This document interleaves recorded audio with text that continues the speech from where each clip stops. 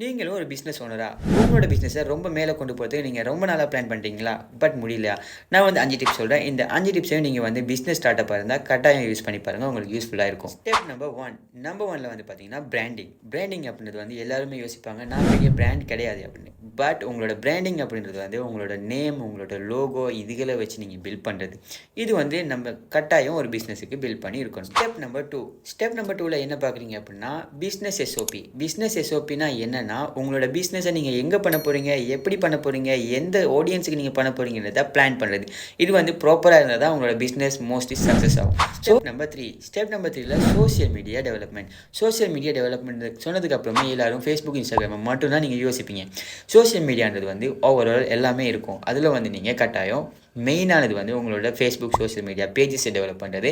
அதே மாதிரி உங்களோட கூகுள் ப்ரொஃபைலை வந்து அதாவது வந்து கூகுள் பிஸ்னஸ் ப்ரொஃபைலை வந்து நீங்கள் டிசைன் பண்ணுறது. இது வந்து உங்களோட